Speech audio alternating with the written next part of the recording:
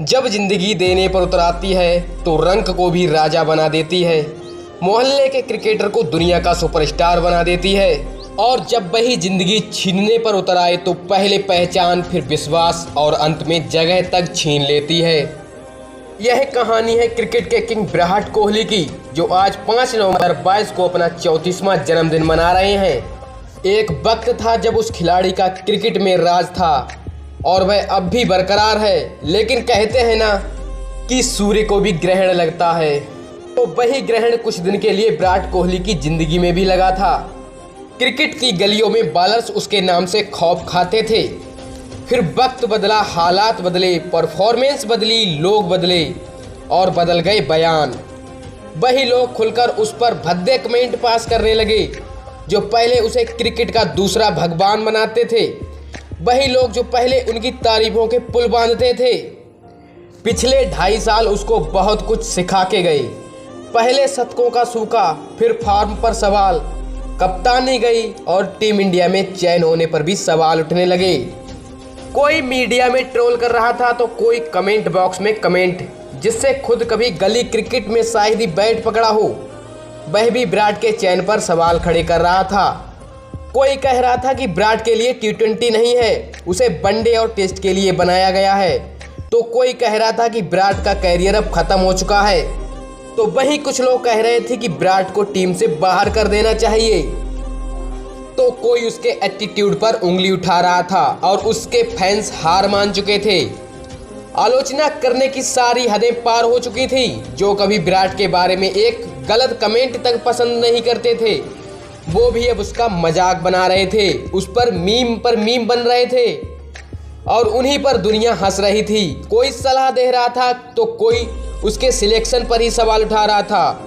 उसके खिलाफ हर कोई खड़ा था और हर कोई उस पर अपनी भड़ास निकालना चाह रहा था। कोई भी उसे ट्रोल कर जाता। अब गली के क्रिकेटर भी उसे सलाह देने लगे थे। फ्रंट फुट के बारे में भी नहीं जानने वाले उस पर सवाल उठा रहे थे, क्योंकि उसका वक्त ही उसके साथ नहीं था। चलिए बताते हैं कि कैसे उस खिलाड़ी ने कमबैक किया और कैसे अपनी परफॉर्मेंस से सभी आलोचकों को मुंहतोड़ जवाब दिया। तो चलिए शुरू करते हैं। साल था 2019, जगह कोलकाता ईडन गार्डन। आखिरी जगह थी जहां किंग कोहली ने अपना बल्ला लहराया था। यही वो आखिरी जगह थी जहां किंग कोहली का आखिरी शतक आया था। इसके बाद एक और शतक के लिए लगभग 3 साल का इंतजार करना पड़ा। अपना 71वां शतक बनाने के लिए कोरोना आया, वैक्सीन आई, लेकिन कोहली का शतक नहीं आया। 2 IPL हो गए, लेकिन कोहली का बल्ला खामोश रहा। फिर वर्ल्ड कप हुआ। वर्ल्ड कप में टीम इंडिया ग्रुप स्टेज से ही बाहर हो गई। कप्तानी का प्रेशर, T20 से खुद कप्तानी छोड़ी तो वनडे से कप्तानी छिन गई। फिर क्या, टेस्ट से भी खुद को कप्तानी छोड़ दी। BCCI और विराट दोनों में सवाल जवाब हुए। अब पूरी दुनिया में विराट वर्सेस BCCI चल रहा था। विराट अपनी जिद में थे तो BCCI अपने जुनून में। सब कुछ दुनिया के सामने था। पूरी दुनिया में विराट वर्सेस BCCI चल रहा था और इन दोनों की दरार का मजा विराट के आलोचक खूब ले रहे थे। सब कुछ दुनिया के सामने था और इन्हीं सवालों के बीच विराट की परफॉर्मेंस में लगातार गिरावट आ रही थी। अब तैयारी होने लगी थी विराट को रिप्लेसमेंट करने की। कोई श्रेयस को तो कोई सूर्या को विराट की जगह लेने में सक्षम बता रहा था। जितनी मुंह उतनी बातें हो रही थी, लेकिन अब भी सबके सामने एक ही सवाल था कि आखिर कौन भरेगा विराट की जगह, कौन देगा वो विश्वास जो पिछले कई सालों से विराट पूरे भारत को देते हुए आ रहा था। कौन बनेगा विराट सा विराट। कई सजेशन मिले, कई सिलेक्शन भी हुए। अब पूरी दुनिया मान चुकी थी कि उसकी कहानी खत्म हो चुकी है। कई साल बीत चुके थे उसके आखिरी शतक को। क्रिकेट पंडितों का पूरी तरह से विराट पर से भरोसा उड़ चुका था। लेकिन कहते हैं ना कि क्रिकेट का किंग अगर इतने से ही हार जाता तो फिर काहे का क्रिकेट का किंग।